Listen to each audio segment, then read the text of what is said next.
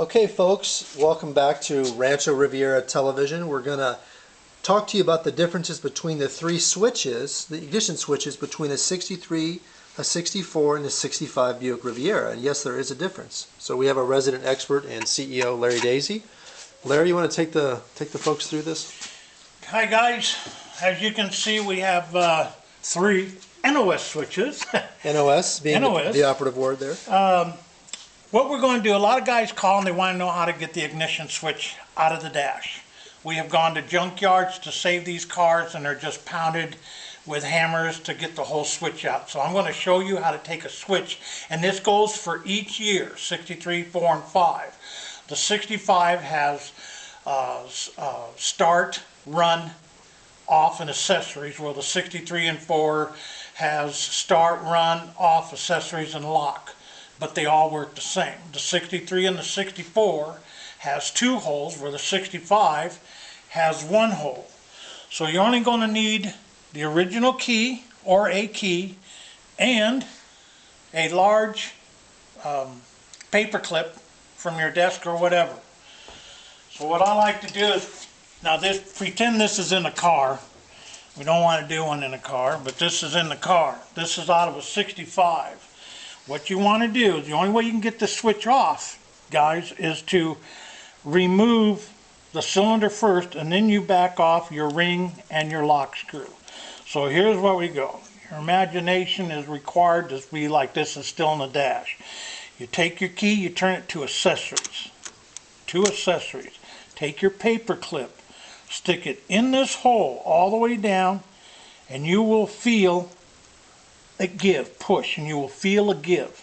Take it, turn it, and pull it out. It's like magic. Voila, you're out. Now you can return, you can take the ring off.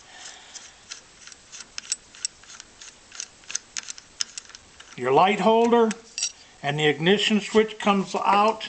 Unplug it from the rear.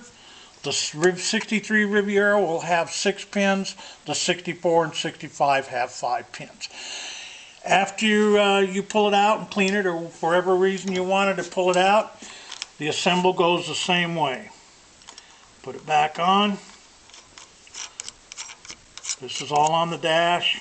Now it's a little bit harder on the dash, but it works. The 65 has the ribbed ring like that? Yes, 65. Do the same. Take the key, cylinder key, clean it, whatever you're going to use. I like to use carburetor cleaner and then ether to clean it. Put a little instrument oil on your key. Insert your key into the position. Push down. Go to start and run. It's locked, it's in. Voila, you're ready to go. No more problems. Keep the ignition key clean and keep the switch clean. Once you've done it a couple of times, it's real easy. Again, paper clip to accessories. First you got to find the hole, push down the hole, turn, key comes out. Larry, can you show us real quick on these NOS switches over here how to tell the difference? Make sure that the people have the right one. So over here we have from our vast inventory of parts, we have NOS parts ignition switches. We have the ignition switch for a 63 NOS. If you notice, it has 6 pins. 2, 4, 6. 63 is the only year that has the 6 pins. What is that? That 6 pin is, what is that 6th one for? You had to ask that. Well, dummies like Most me. likely it's for the accessories. Okay. Then the 64 and 5s are basically the same.